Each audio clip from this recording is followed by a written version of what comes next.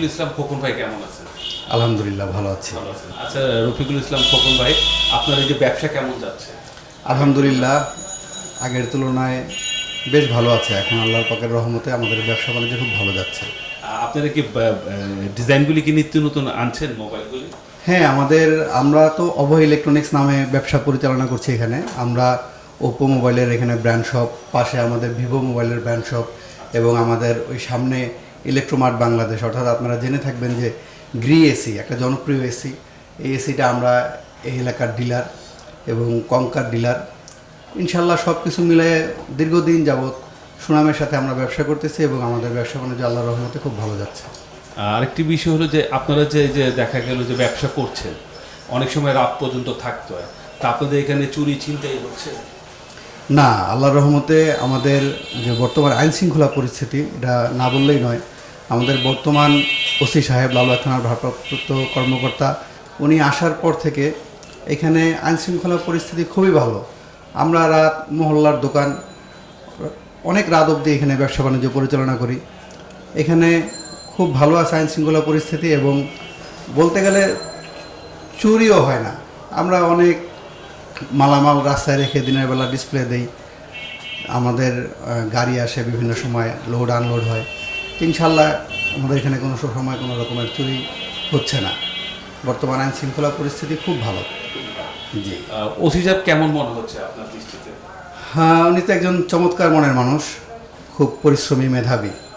ওনার চৌকস নেতৃত্বে উনি যেভাবে পরিচালনা করছে দিন রাত, সবসময় আমরা দেখি কমিউনিটি পুলিশিং কার্যক্রমে আমাদেরকে উনি ডাকেন, আমরা যাই, আমাদের কি সমস্যা আছে এগুলো উনি জিজ্ঞেস করেন, আবার সেই অনুযায়ী সমাধান দেওয়ার চেষ্টা করেন। তো সব কিছু মিলায়ে উনি অত্যন্ত একজন চৌকস মানুষ, দক্ষ মানুষ। তার দক্ষ নেতৃত্বে এই এলাকার আইন শৃঙ্খলা পরিস্থিতি খুবই ভালো এখন। আমরা লালবাগ থানার বিভিন্ন ওয়ার্ডগুলিতে ঘুরে দেখেছি, আগে এক সময় চুরি ছিনতাই হতো বা চাঁদাবাজি হতো, এখন কি সেই জিনিসগুলি কি হচ্ছে আপনার দৃষ্টিতে? না না, এখন এখানে এমন কোনো হচ্ছে না, অপ্রীতিকর ঘটনা নাই। যেমন শুধু চুরি ছিনতাই না, মাদকটাও অনেক কমছে যথারীতি এই এলাকাতে। যেমন শহীদনগর বা লালবাগ, আমলিগোল, মাদকটাও অনেক কম।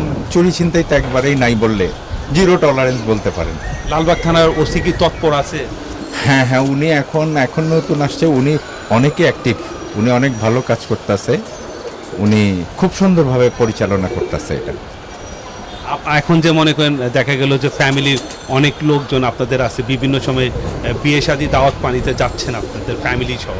এক সময় দেখা গেলো ফ্যামিলিরা দ্বন্দ্ব দ্বিধাবোধ করতো যে একটা গোল্ডের জিনিস পরবো, একটু ঢেকে ঢুকে গেতাম। এখন কি সে ধরনের আছে নাকি আপনারা ইজি চলতে? এখন ইজিলি চলা যায়, এখন এই ধরনের কোনো ভয়ভীতি নাই মানুষের ভিতরে।